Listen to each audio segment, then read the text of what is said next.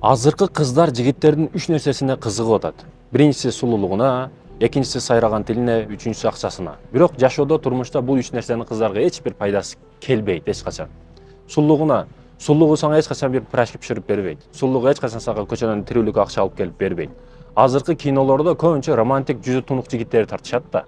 Негизи согуштарда ата бабаларыбыздын эч качан жүзү романтик болгон эмес, оюлган, чызылган, кылыч менен бир жери жарылган болгон да. Атайын кинематография жаатында дагы бул көп пропагандалар болуп атат, биз түшүнбөгөн. Бирок сулуулук маселесине кызыктырып коюп атат. Кинолор аркылуу, клиптер аркылуу жигиттер дагы назик тап кылып, Корей кинолору өзгөчө роль ойноп коюп атат да. Бирок сулуулук сага эч качан бир тыйын пайда бербейт. Сулуулук пайда бербейт. Ошондуктан ойлон.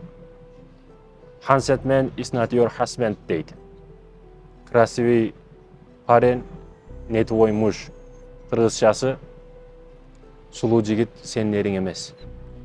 Сулуулугуна кызыкпа, сулуулугу бир тыйын пайдасы жок. Ошондуктан ойлон, урматтуу эже карындашым. Ал эми экинчиси эмне экен? Сайраган тили. Бүгүн жакшыраак күлдүрүп койсо, красавчик болуп сүйлөп койсо, жагымдуу сүйлөп койсо, кичине мактап койсо, ошого ээрип, баягы комплимент айтып койсо, ошого алданып калгандар бар да. Жок. Сайраган тилиге алданба. Тили казан кайнатпайт. Тили тамак биширип бербейт. Эртең ошо сайраган тили менен өзүңдү жок кылат. Мээңди жейт, нервиңди жейт. Ошондуктан эркек киши сүрдүү болуш керек, азыраак сүйлөш керек, керектүү учурда сүйлөш керек, аял менен айтышпаш керек. Бул негизги пайдалардан. Ал эми үчүнчү акча маселеси. Сенсиз кызыгып жаткан байлык, акча маселеси, мисалы биз дагы бизнес чөйрөсүндө жүрөбүз, Кудайыма шүгүр. Эркек кишинин ооматына ишенип болбойт да. Кудай таала бир берип, секундтун ичинде алып койгондорду өтө көп көрөбүз. Секундтун ичинде берип, секундтун ичинде алып коет. Эркектин ооматы менен ойношуп болбойт.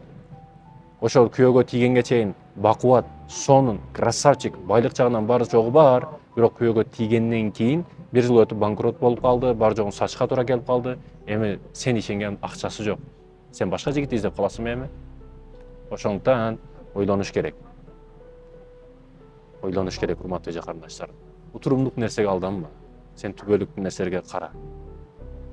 Сен эң биринчи акыретти ойло. Ошол сен күрөөгө чыгып кете турган күйөөң, сен урдап кетем деп аткан күйөөң акыретте сага кандай мамиле кылат? Акыретте сен ошо менен бейиште боло аласыңбы, жокпу?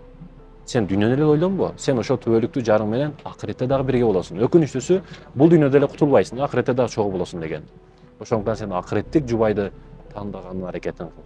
Кудайдын астыга барганда ошо түбөлүк жарың менен кеңири тура аласыңбы? Же бири-бириңди карап качып каласыңбы? Ал мага ойноштук кылды, бул мага мындай кылды, андай кылды деп. Ошондуктан акырет биринчи орунда болуш керек. Дүйнө отурумдук, түбөлүктүү эмес, өтөбүз бардыгыбыз. Ошондуктан акыретти биринчи орунга койгон адам. Сен акыреттен дагы, бул дүйнөдөн дагы плюска келишиң керек, өмүрлүк жолдош тандаганыңда.